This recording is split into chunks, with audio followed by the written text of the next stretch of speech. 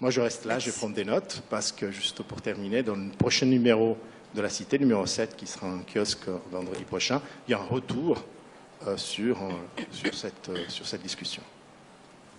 Merci beaucoup Fabio et bonsoir à vous tous. Je suis enchantée d'être ici avec le professeur Chouard et de découvrir l'usine Kugler et de travailler avec le journal La Cité. Moi, je travaille pour le magazine économique Bilan. Effectivement, je suis auteur de quelques livres assez critiques sur la dérive qu'ont connue les marchés financiers ces dernières années, parce que, ayant suivi depuis maintenant bientôt 15 ans l'évolution des marchés financiers, j'ai vu à quel point ils jouent un rôle fondamental dans ce qu'on appelle actuellement la crise.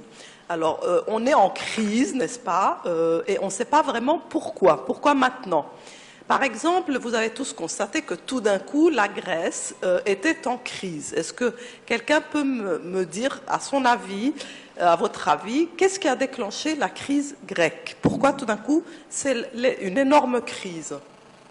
Depuis fin 2009 à peu près, voilà. Qu'est-ce qui a sonné l'alerte? Qu'est-ce qui a démarré tout ça? Si vous me dites c'est l'endettement de la Grèce, je vous répondrai la Grèce est endettée au même niveau depuis des années. Alors pourquoi maintenant? Qui c'est qui a décidé que c'est la crise? Nicolas Briet, qui a toutes les réponses, lui. Bien. Alors, bonne piste, les conseils de Goldman Sachs auraient mis la Grèce en crise. Alors, tout à fait d'accord.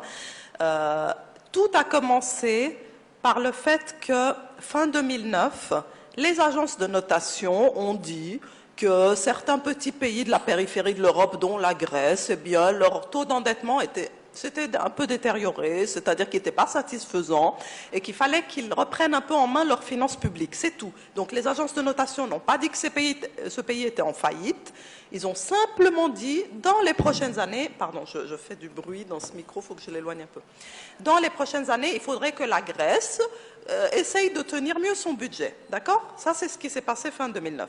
Qu'est-ce qu'ensuite a vraiment déclenché la crise? C'est qu'il y a eu une réunion entre 5 hedge funds, c'est-à-dire entre 5 fonds spéculatifs américains, dans un restaurant à New York. Un journal américain a raconté cette histoire, ce n'est pas du tout de la fiction. 5 fonds, dont le fameux George Soros, qui est celui qui avait fait couler la Banque d'Angleterre à l'époque et qui avait gagné 2 milliards sur une opération où il avait dévalué la livre sterling dans les années 70. Alors, ce fameux Soros, avec quelques autres spéculateurs et raideurs américains, décide que, maintenant que la crise des subprimes américaines est passée, il faut qu'il trouve une nouvelle proie pour se faire énormément d'argent. C'était en février 2010 exactement, dans un restaurant new-yorkais, qui fait des très bons steaks, paraît-il. Et ces gens-là ont décidé de manière concertée, et j'insiste sur ce mot, d'attaquer l'euro à travers d'abord la Grèce et ensuite tous les autres petits pays périphériques. L'idée étant que si vous faites couler un petit pays comme la Grèce, il y aura effectivement un phénomène de panique sur les marchés qui fera que les autres pays voisins vont être contaminés, si on veut, parce que les investisseurs vont vendre aussi leurs titres sur ces pays et que ces fameux spéculateurs vont pouvoir s'engraisser à l'infini sur, en réalité, la faillite de la périphérie de l'Europe, voire de l'Europe entière. Quelque part, George Soros essayait de recréer le même coup qu'il avait fait et qu'il a rendu milliardaire dans les années 70. Alors, ça a été peu raconté, ça n'intéresse pas grand monde. Quand vous en parlez au secteur bancaire et financier, à des gens qui travaillent à Genève dans le métier de la finance, ils vous disent « Mais non, tout ça c'est très marginal, ça n'a rien provoqué. » Et pourtant, on sait très bien que ces hedge funds, par la suite, ont massivement vendu la dette, parce que ce que font les spéculateurs, c'est qu'ils gagnent de l'argent sur la baisse de la dette ou la baisse des actions d'un pays. Vous pouvez vraiment gagner à la baisse si vous pariez, si vous faites des paris avec des instruments dérivés, vous pouvez gagner sur la chute, sur l'effondrement d'un marché. Et c'est comme ça que de très nombreux millionnaires et milliardaires se sont constitués ces dernières années grâce à la crise de l'Europe. Ce sont des faits, j'ai les chiffres, je sais de quels fonds il s'agit, de quels gérants, de fonds spéculatifs. On les connaît, ce sont des Anglais et des Américains pour la plupart. Et ils maîtrisent parfaitement l'art de la spéculation. Donc, ils se sont mis à accumuler des positions vendeuses records entre fin 2009 et début 2010, positions records contre la Grèce. La ministre de l'économie grecque de l'époque s'en est d'ailleurs émue parce qu'au niveau du gouvernement grec, ils peuvent voir les mouvements qu'il y a sur leur dette quand même. Ils ont dit qu'est-ce qui se passe. Notre dette fait l'objet d'une sorte de pari baissier féroce tout d'un coup. Et effectivement, ces attaques, qu'est-ce qu'elles ont provoqué? Pourquoi ces attaques peuvent vraiment couler un pays? Parce que quand vous vendez très massivement la dette d'un petit pays comme ça, les taux d'intérêt que doit payer ce pays sur sa dette, ils explosent. Parce que si l'obligation d'État, l'obligation souveraine coule, le taux d'intérêt monte automatiquement. Donc, c'est comme ça que tout d'un coup, la Grèce se retrouve à payer 7% à cette époque-là et jusqu'au taux complètement ridicule et absurde de 20% récemment. Et donc, de facto, la Grèce a été éjectée du marché des capitaux. Elle ne pouvait plus se financer sur le marché international de la dette internationale, si vous voulez. Donc, ça vient des marchés. La Grèce était en crise à travers les attaques spéculatives anglo-saxonnes. Comme l'a remarqué Nicolas, ici présent, Goldman Sachs avait conseillé la Grèce à adopter des instruments très complexes que c'est Goldman Sachs qui avait montés pour cacher la véritable situation de son endettement au reste de l'Union européenne. Donc, Goldman Sachs avait, dans un premier temps, à partir des années 2000, aidé la Grèce à réduire en apparence son véritable endettement. Pendant ce temps, qu'a fait Goldman Sachs? Goldman Sachs est allé voir les hedge funds qui étaient ses clients, ces fonds spéculatifs avec lesquels elle travaille, et elle leur a dit, vous savez pas quoi, j'ai une info très intéressante à partager avec vous.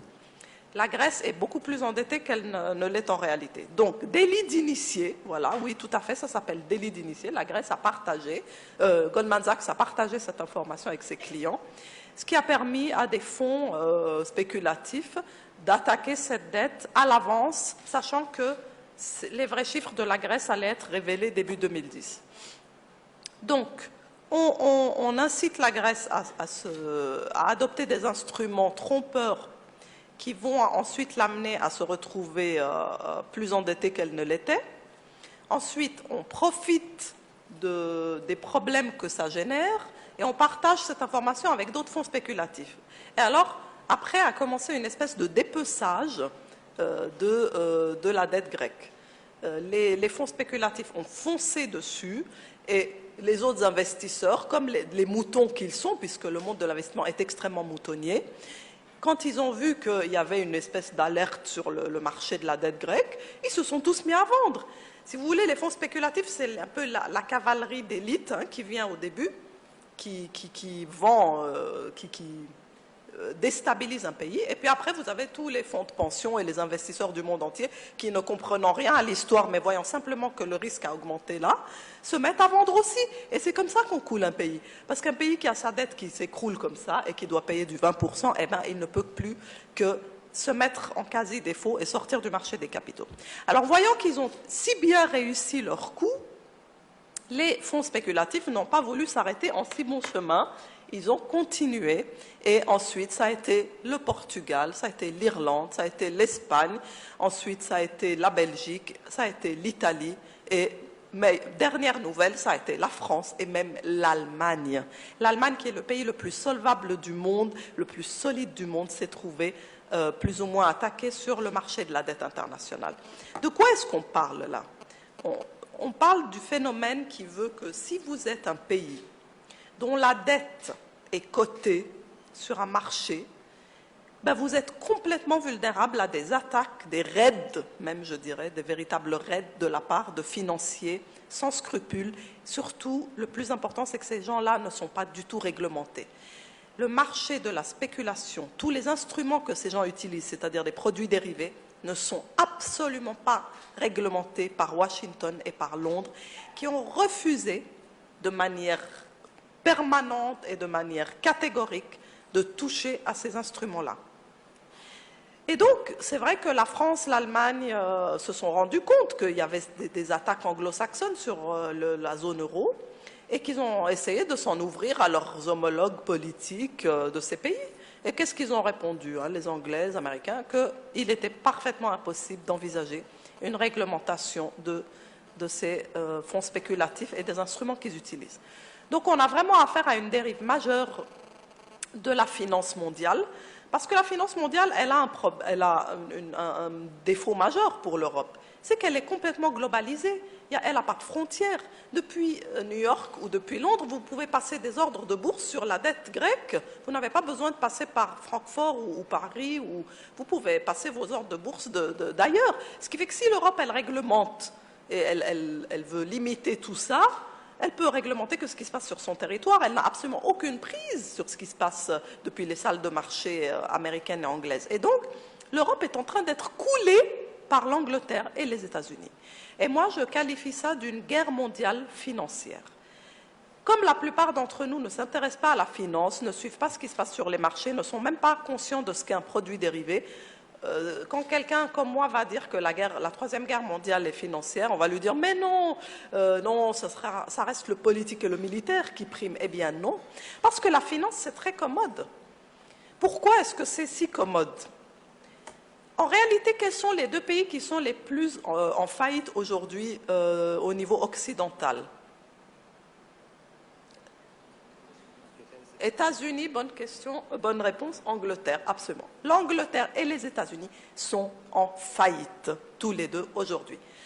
Alors, il se trouve que parce que la zone euro a subi cette horrible crise, la dette américaine a continué à être achetée et désirée par les investisseurs internationaux beaucoup plus longtemps qu'elle n'aurait dû l'être. Donc les États-Unis ont directement profité de la crise européenne qui a été suscitée par les spéculateurs anglo-saxons.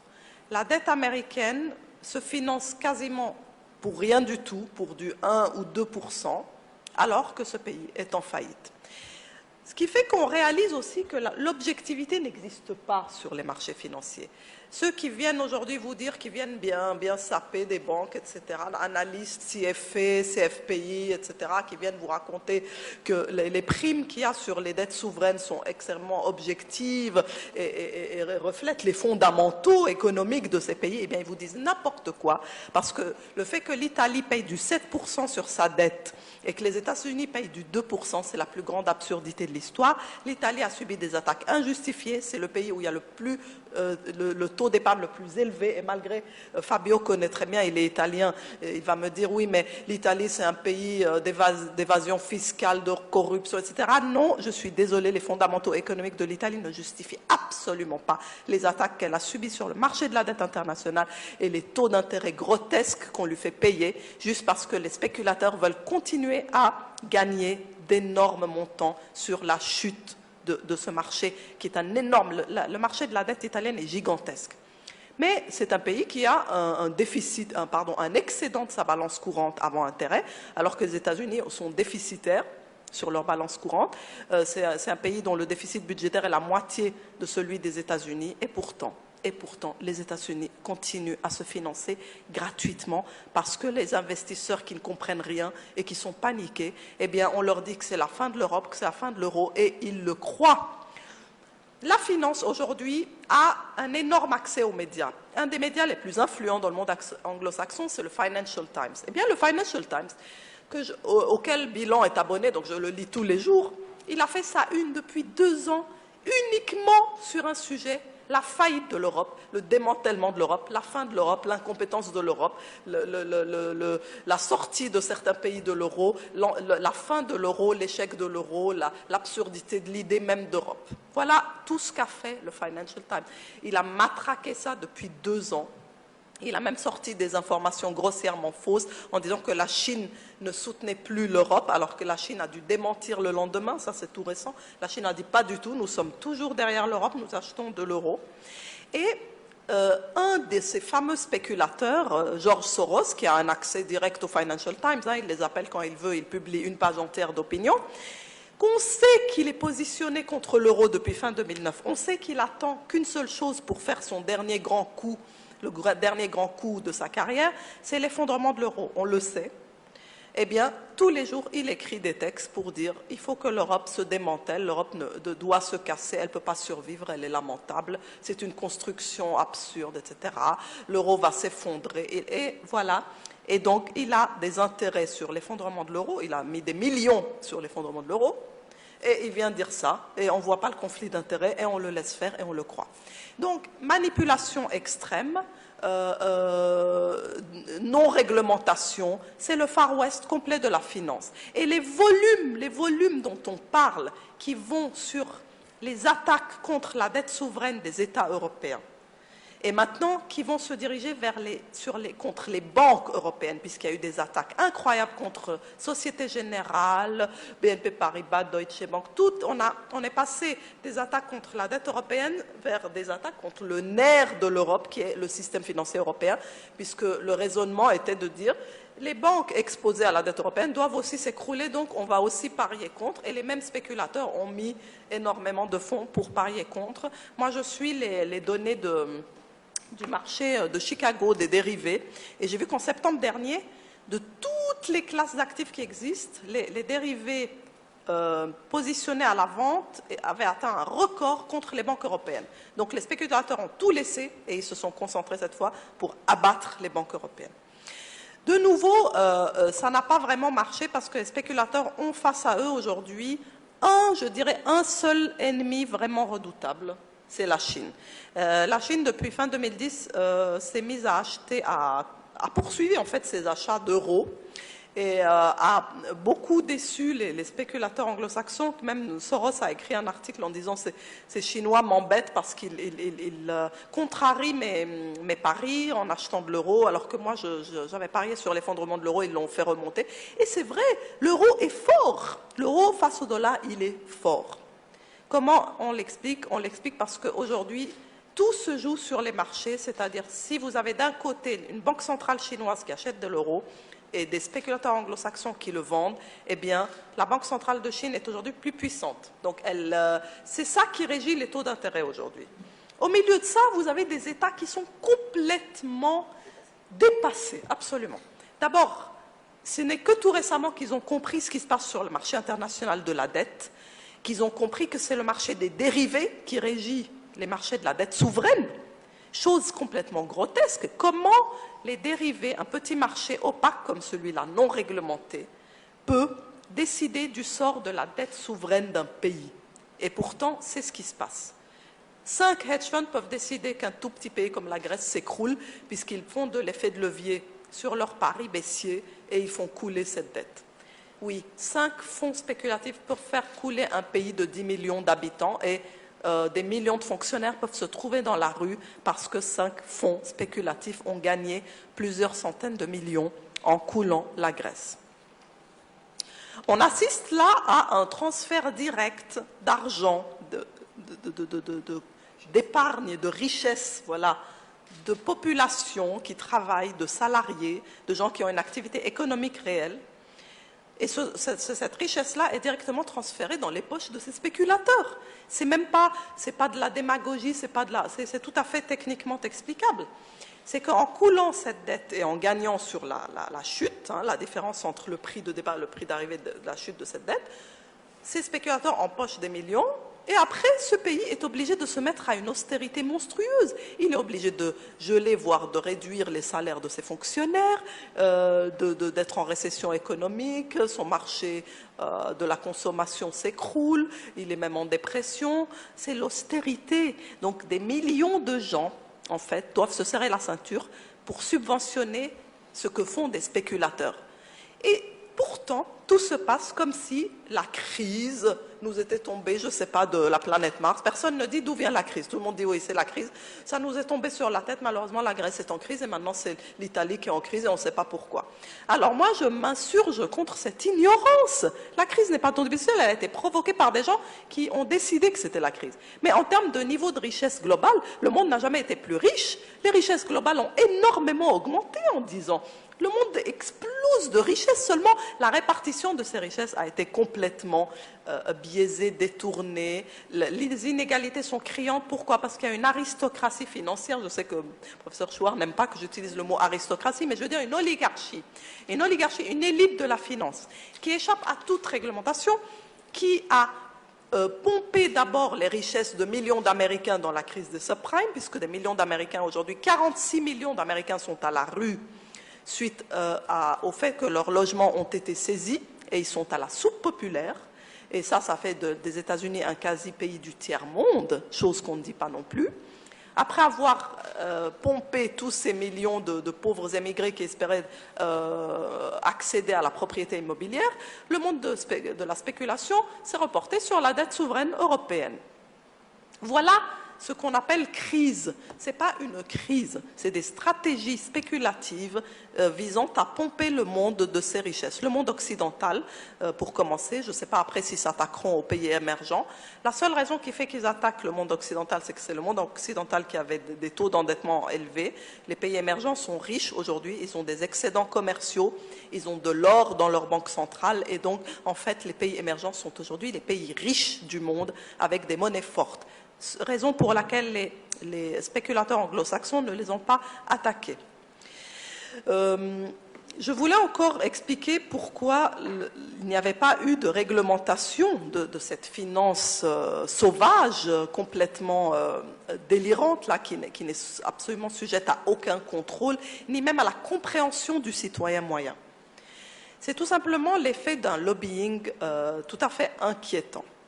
Aux États-Unis, le lobby de la finance aujourd'hui dépasse celui de la défense. Aucun lobby n'est aussi puissant et riche que le lobby de Wall Street et des hedge funds. Ce phénomène s'est produit dans les 10 dernières années. Les fonds spéculatifs ont fait tellement d'argent sur les crises, en fait, sur les crises financières et les krachs boursiers qui ont été tout à fait réguliers ces dernières années. On a eu tous les 4-5 ans, on a eu un krach. Eh bien, les fonds spéculatifs se sont enrichis à chaque fois énormément. Ce qui fait que les 10 fonds spéculatifs qui gagnent le plus d'argent cette année, ou l'année dernière, j'ai les chiffres de l'année dernière, gagnent chacun 1,5 milliard de salaire annuel. Je parle d'individus, vous avez bien entendu, qui gagnent un salaire personnel de 1,5 milliard de dollars. Les 15 hedge funds les plus riches possèdent l'équivalent du produit intérieur brut d'un pays comme l'Uruguay. Avec une telle puissance, il est garanti aujourd'hui, il est quasiment certain que plus aucune loi qui vise à réglementer la finance ne pourra jamais passer. Et on l'a vu quand Obama a sorti ce fameux Dodd-Frank Act, soi-disant la loi qui allait réglementer la finance plus que jamais dans l'histoire de l'humanité. Une loi effectivement impressionnante par son poids, parce qu'elle faisait 2000 pages, mais qui malheureusement a totalement échoué dans son application. Elle visait à réglementer la spéculation des banques d'affaires et des hedge funds, elle visait à réglementer tous les instruments dérivés, et bien tout ça a été dilué dans le temps. Maintenant on entend dire que ça ne se fera qu'en 2018 au mieux. Les règles de Bâle II, là, le comité de Bâle qui gère les banques et qui leur impose des coussins de capital pour couvrir leurs pertes éventuelles, les États-Unis s'en moquent et n'appliquent que Bâle I jusqu'à aujourd'hui. C'est une grande farce que ce Dodd-Frank Act qui ne sera jamais appliqué. Il ne faut pas oublier en effet que Obama a été élu par Wall Street. Wall Street a mis plus d'argent sur lui que sur George W. Bush Jr. Jamais un président américain n'avait autant été financé par Wall Street. Wall Street a décidé que son candidat était Obama et ils l'ont vraiment porté au nu. Ils l'ont financé, ils en ont fait vraiment un président, ils l'ont rendu présidentiable.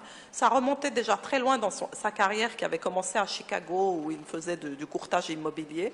Il était très accoquiné avec les milieux de la finance. Quand il est arrivé au pouvoir, il a bien cherché à moraliser la finance, à plafonner les bonus, mais très vite, les puissantissimes gérants de hedge funds lui ont fait comprendre que ça n'allait pas. En juin dernier, ils ont tous viré de bord et sont passés au camp républicain. simplement parce qu'il avait essayé de dire qu'il y avait deux ou trois choses qui n'allaient pas dans le secteur de Wall Street. Et maintenant, les fameux pontes des fonds spéculatifs font des grandes parties pour des gens, des candidats à la présidentielle du Parti républicain américain. Donc, Obama ne sera probablement pas réélu. Car Wall Street n'est plus derrière lui. Voilà où en est l'état de la démocratie aux États-Unis. Il n'est plus possible de chercher à juguler les débordements gigantesques des spéculateurs américains, parce que ces gens-là sont extrêmement puissants, ils sont très proches de ceux qui gèrent le Trésor américain. Le département du Trésor, à un temps, a été géré par Hank Paulson. Henry Paulson, pardon, qui était l'ex-patron de Goldman Sachs. La Securities and Exchange Commission, qui est le gendarme boursier américain, a été gérée par des présidents, des anciens patrons de banques américaines, des milliers. La Réserve fédérale américaine est extrêmement proche de Wall Street et de la Maison-Blanche. Tout est imbriqué, tout le monde se connaît. Tout le monde est ami, Wall Street est partout et ce n'est pas juste de la paranoïa, on a tous les noms, on a les montants qu'ils payent. On sait que jamais une loi ne peut changer cet état de fait. Alors aujourd'hui, comment l'Europe peut s'en sortir avec cette terreur que constituent les marchés? Les marchés ont fait partir Papandréou de la présidence de la Grèce, ils ont fait partir Berlusconi. Certains diront tant mieux, mais ce n'est pas au marché de faire le travail que devrait faire le citoyen et de se substituer à la démocratie. Les marchés font ça pour les mauvaises raisons. Ils ne devraient jamais décider qui part, qui reste, qui vient. C'est grotesque, c'est un petit peu comme si vous avez une multinationale et que... Comme si les États d'Europe étaient en fait des multinationales et qu'au lieu d'aller à l'Assemblée des citoyens, ils allaient à l'Assemblée de leurs actionnaires, hein, que sont les marchés, et leur demandaient qu'est-ce qu'ils veulent qu'on fasse, comment on peut leur faire plaisir, et agissaient sur ordre des marchés en fait. Donc, les chefs d'État européens sont devenus des CEO, des patrons en fait, qui répondent à des actionnaires, qui sont les marchés, et plus du tout aux citoyens. Les citoyens, eux, à quoi ils servent? Ils servent à payer les crises générées par les actionnaires, c'est-à-dire les marchés. C'est une dérive absolue à laquelle aucune démocratie, aucun système de valeurs, comme le système de valeurs qui a fait l'Europe, qui a fait les États-Unis, ne peut survivre. Concernant les agences de notation, je ne les ai pas encore mentionnées parce que je me suis concentrée sur les instruments spéculatifs que sont les dérivés. En effet, j'ai enquêté sur la relation entre le marché des dérivés et les agences de notation. Et il est apparu de manière tout à fait évidente que les agences de notation ne font que se calquer sur l'opinion du marché des dérivés exprimée par les courbes que offrent, je ne veux pas devenir trop technique, mais les dérivés qui s'appellent les CDS, qui sont ceux avec lesquels les hedge funds ont vendu massivement toute la dette européenne et ont dépecé l'Europe. Ça s'appelle, retenez ce mot, mais après vous pourrez vous documenter dessus, CDS, Credit Default Swap. Voilà. Cet instrument-là, tous les gens qui travaillent dans des banques et qui ont des terminaux Bloomberg, ils suivent le marché des CDS et regardent ce que dit le marché des CDS de la dette de tel et tel pays. Si je me réveille un matin, je vais à mon bureau, je suis banquière, hein, je vais devant mon écran Bloomberg et je vois que le marché des CDS trouve que la dette allemande aujourd'hui est hyper risquée, je vais tout de suite prendre toutes mes décisions d'investissement par rapport à ça. Eh bien, même les agences de notation se mettent à faire ça maintenant et suivent ce que dit le marché des CDS. Et pourtant, c'est un marché qui est régi par une poignée de spéculateurs. C'est vraiment un marché minuscule et opaque, mais qui utilise beaucoup de leviers, qui est hyper manipulé, qui répand des fausses rumeurs, qui est un marché de raideurs, un marché d'escrocs, si vous voulez. Eh bien, tout le monde le regarde, se calque dessus et suit ses opinions. Donc, en fait, ce marché peut décider qu'un pays, que des centaines de millions de fonctionnaires vont être à la rue. Alors, le système est cassé, il ne marche plus, on l'aura compris. Je pense que le politique là-dedans, même le mot politique, perd beaucoup de son sens parce qu'au jour d'aujourd'hui, l'économie régit vraiment l'essentiel de nos vies. Et le pire, c'est que cette complexité fait que ça nous échappe très souvent. Et donc, on est relativement docile face à ça, parce que qui c'est qui s'intéresse au CDS? Qui comprend? Même moi qui suis journaliste financière depuis 15 ans et qui essaye d'avoir accès à ces hedge funders, là, ces fonds spéculatifs, ils sont secrets sur leur stratégie, ils disent jamais ce qu'ils font, même leurs propres clients, ils leur disent pas ce qu'ils font, ils leur disent regardez juste les rendements qu'on vous donne, mais ne regardez pas ce qu'on fait. Et donc, c'est hyper secret, hyper opaque, parce que pendant qu'ils font leur stratégie, de couler l'Europe, par exemple. Cette stratégie a lieu, elle utilise des instruments, elle recourt à des méthodes complètement critiquables, mais le temps que tout ça soit réglementé, ce sera dans 10 ans, eh bien, vous aurez eu une génération de milliardaires qui se sera créée. Donc, ils se sont achetés comme ça 10 ans, où dans le secret, ils génèrent des milliards, et c'est eux aujourd'hui, comme nous discutions tout à l'heure, ce sont les élites anglo-saxonnes de la finance qui achètent les tableaux, les œuvres d'art, les manoirs, les bijoux. Ce sont eux qui vont dans les ventes aux enchères de Sotheby's et de Christie's, qui ont les plus belles voitures, les plus belles maisons. C'est vraiment la nouvelle aristocratie du monde. Clairement, ça ne peut pas continuer comme ça. Je pense que l'Europe s'en est rendu compte et qu'il y a eu des propositions. Je ne sais pas si vous connaissez monsieur Filoche du Parti socialiste français. Voilà, on a eu une discussion où il a dit quelque chose d'intéressant. Il a dit qu'il faudrait que les pays européens ne soient pas exposés au marché des capitaux. Ils ne doivent pas prêter le flanc. Si vous cotez votre dette sur un marché de Far West qui n'est pas réglementé, eh ben, n'importe qui peut décider de vous couler. Il peut décider de vous obliger à payer des taux d'intérêt grotesques du jour au lendemain. Et la Grèce, combien de temps elle a eu pour mettre en place son plan d'austérité? Elle n'a pas eu le temps. Elle n'a pas eu une année pour faire l'austérité. Que les marchés avaient déjà décidé que ça n'allait pas et qui ont de nouveau fait monter son taux d'intérêt. Donc, ils ont été obligés d'aller refaire un nouveau plan budgétaire. Les taux d'intérêt sont encore montés. Ils ont de nouveau repris leur copie de A à Z.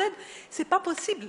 Parce que vos taux d'intérêt, les spéculateurs les font bouger à leur guise. Ils en font ce qu'ils veulent. Vous ne pouvez pas être coté, si vous êtes un pays, une nation, et vous avez la responsabilité de centaines de millions de citoyens. Vous ne pouvez pas avoir votre dette exposée à ça. Donc il y a une méconnaissance du degré de férocité de la spéculation internationale qui est devenue aujourd'hui le moyen de faire de l'argent. À une certaine époque, un des moyens, je dirais, c'était le blanchiment d'argent, l'évasion fiscale, et ça le reste un petit peu dans une certaine mesure aujourd'hui. Mais je dirais que depuis quelques années, c'est la spéculation qui fait plus d'argent. Donc les profils de gens qui géraient des fortunes en secret, par exemple en Suisse, pour aider beaucoup d'Africains et de Russes et de Français à échapper au fisc, c'était un profil très en vue dans les années 60 à 80. Depuis les années 2000, c'est le profil du trader spéculateur qui est le profil en vue, celui où tout le monde veut être pour faire de l'argent, clairement. Mais tout comme les instruments de la spéculation sont jalousement préservés de toute réglementation et même de la connaissance du public, les instruments de l'évasion fiscale le sont aussi. Il m'a par exemple fallu enquêter pendant une année pour écrire un livre sur le fait qu'aujourd'hui, l'évasion fiscale est devenue un produit de riches et qu'il existe un instrument qui s'appelle le trust discrétionnaire et irrévocable. Je mentionne au passage que c'est aussi un instrument anglo-saxon, qui est devenu l'instrument roi de l'évasion fiscale. Ce n'est plus le secret bancaire suisse qui a été détruit maintenant, c'est le trust. Et donc, de la même façon que le trust a toujours échappé à toute réglementation, à tout échange d'informations fiscales, qu'il a été au-dessus des lois, qu'il est destiné aux plus grandes fortunes, de la même façon, les dérivés financiers qui servent à créer d'énormes fortunes, à flouer des États, à couler des États et à appauvrir des millions de gens, ça reste au-dessus de toute réglementation et de toute même connaissance, parce que c'est tout simplement beaucoup trop complexe et souvent même beaucoup trop coûteux à enquêter, pour démanteler, pour dévoiler. Personne au niveau des États aujourd'hui n'a ni l'énergie, ni la motivation, ni le soutien pour aller dans ce domaine-là et en fait percer cette bulle, crever cet abcès, aller vraiment dévoiler ce que sont ces instruments qui constituent pour moi aujourd'hui le trou noir du capitalisme. Je vous remercie de votre attention. Je ne sais pas si je suis dans les temps, mais merci beaucoup.